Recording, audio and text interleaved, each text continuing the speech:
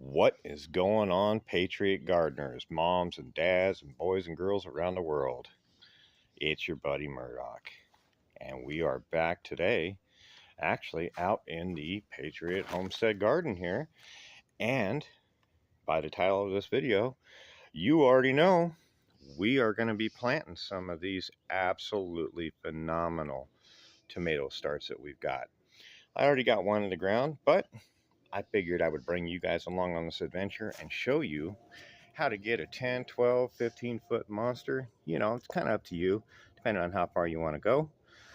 But anyways, without any further ado, we're going to go ahead and get going.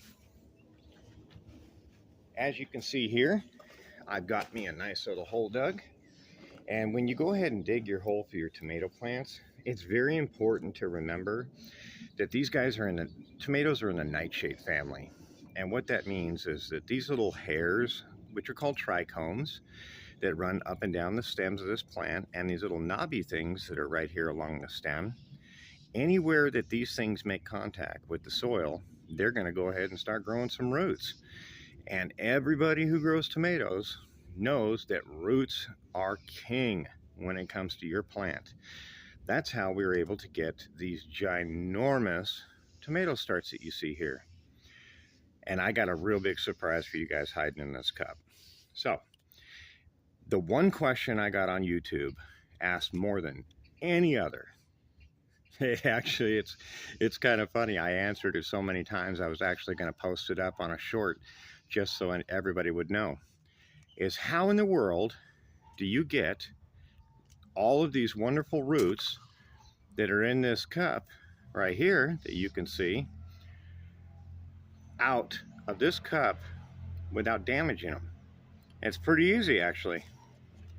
And I've already taken the liberty of doing it because there's no way to really pull this off on video with the phone.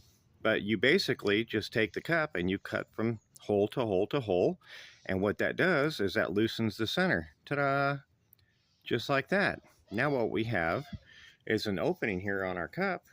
And for this guy here, since it's got a whole bunch of roots, what I'm actually going to do is I'm going to grab the side and I'm going to peel up and just lift up on the side of the plastic right here. And the cup itself will pretty much rip all the way up to the top and pop, just like that. Now, I'm going to show you guys what's hiding in here and why the double cup system is so much better than just using one cup, and why anybody who knows better understands why this system is important. It tricks this plant into thinking that there is still more room to grow. In a regular pot sitting on a countertop or even a single cup, this plant growing is going to think, once its roots hit the bottom in about 2 weeks, that's all it takes for them to reach the bottom of that cup is 2 weeks from a seed.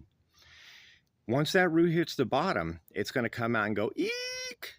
And it's going to see the air, the countertop, and everything else, and it's not going to come out of that cup. And it's just going to stay inside the cup.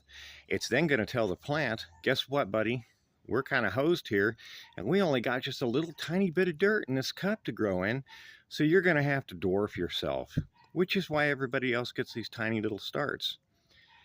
And we get 24-inch monsters, which, check this out, are blooming. They're already blooming under the lights, and these aren't little tiny dwarf blooms. These are real full-size blooms. And this is a Brandywine heirloom variety for anybody who wants to know. But anyways, here it is, ladies and gentlemen. This is what you all been waiting to see. Ta-da! Out in one shot, no root damage, and I want you to take a look. This plant and that entire cup is an entire root system that is just ready to go. It is strong and firm. I mean, this thing, it's phenomenal. I actually went back and looked at some of the videos. These guys were in one of the strawberry videos that I did. And if you didn't see that, go back and check the channel, and you'll really like the strawberry videos. But these guys were just tiny little seedlings. And I think that was the first week of January. So that would make these guys right about 45 days old. And they're already 2 feet tall and look like this from seed. pretty good. So we're going to set this guy down right here, and we're going to go ahead and get started. If I can set him down properly. There we go. He'll be just fine right there on our hole. So I've dug the hole out to about maybe 12 to 14 inches deep, and I've done a couple things. Number one, I've added about a handful. And when I say a handful, it's not an exact measurement. Something about like this right here. I added about this much to the bottom of the hole, and I went ahead and worked that in with my little spade. Worked it down about, 4 to 6 inches down into the base of the hole. And now here's the next secret to getting a giant tomato. You want to continue this root growth, and you want these things to really take off.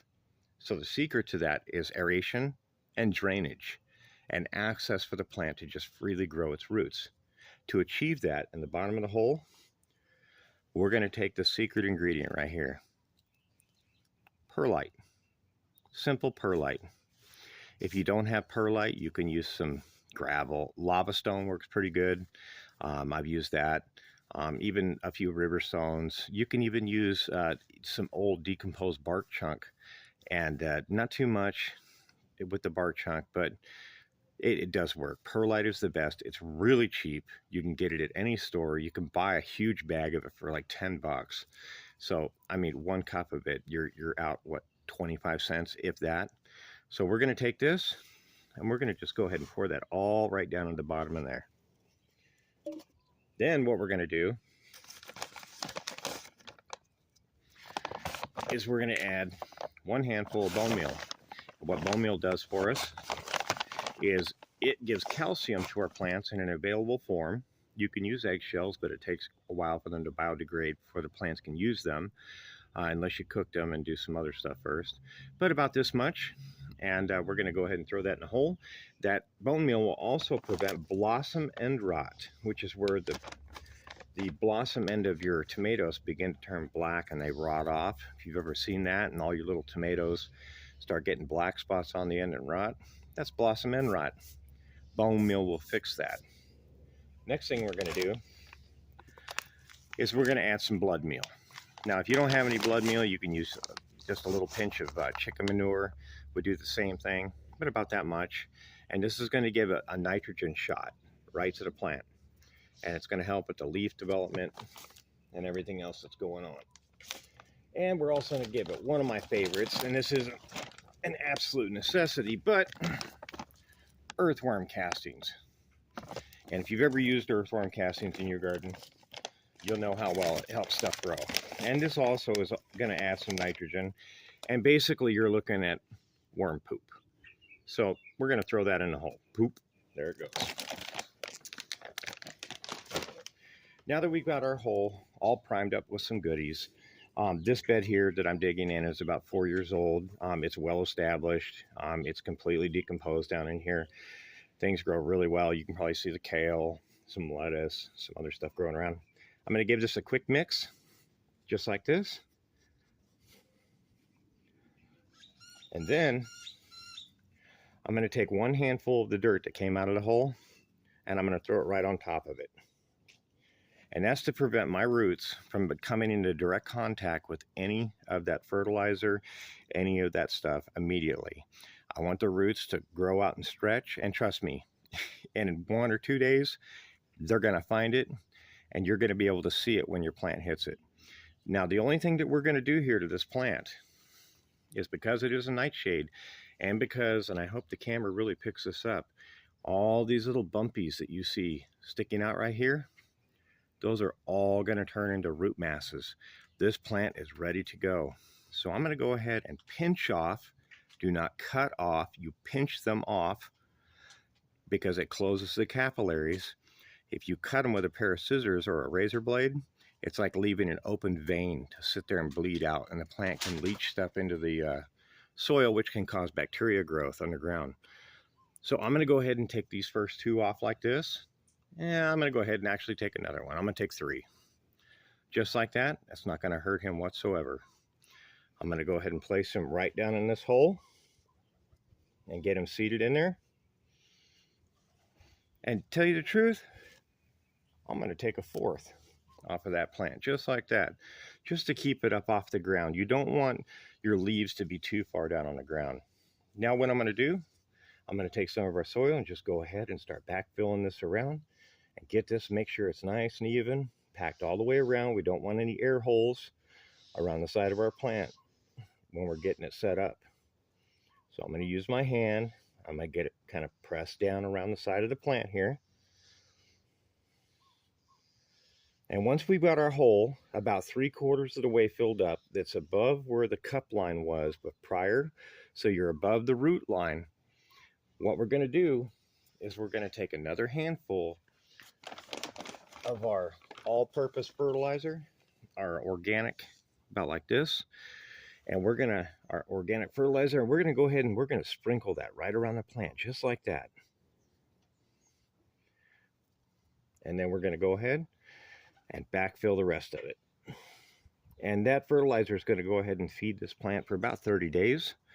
Tomatoes are extremely heavy feeders, so you're going to need to feed your plant every 2 or 3 weeks. You know, at least once a month for heavy production of tomatoes. And that's going to be about it. We're going to go ahead and take our hands and give a nice firm press around here. Grab some of this extra little dirt. And that's it, Patriots. That thing's planted. But there is one thing. In order for this plant to grow, oh, looky here. You can see this bed is established. Check that out. Little wormy. You couldn't even have planned that. We'll just dig a hole and send him right back down next to that plant. There you go, buddy. No harm, no foul. There is one thing that we need to do to make this plant grow and grow proficiently. And in loving memory of old Alabama gardener, we're going to go ahead and do what, Patriots? That's right. We're going to water it well and watch it grow. I don't care if you're just transplanting something or if you're just, putting things in the pots. Every time you do and you expose those roots, you need to give that plant a good soaking down after you do this. The bed itself here was already, watered last night, so it was already primed very, very well. The soil that I dug out was really moist, like a wet sponge. Not dripping wet, but pretty wet. And that's going to do it. Well, ladies and gentlemen, I hope you have enjoyed this episode of The Mad Scientist Gardening. And we've got about 2 or 3 more videos that I should be able to get up this week, hopefully. And they are on, let's see, what are we doing here? Overwintering your peppers and how to trim those guys up. We've got some eggplant. We've got cucumber starts. We've got melons. We've got all sorts of good stuff coming up. So stay tuned. If you like this video, please consider subscribing. If you're not, share it with some friends.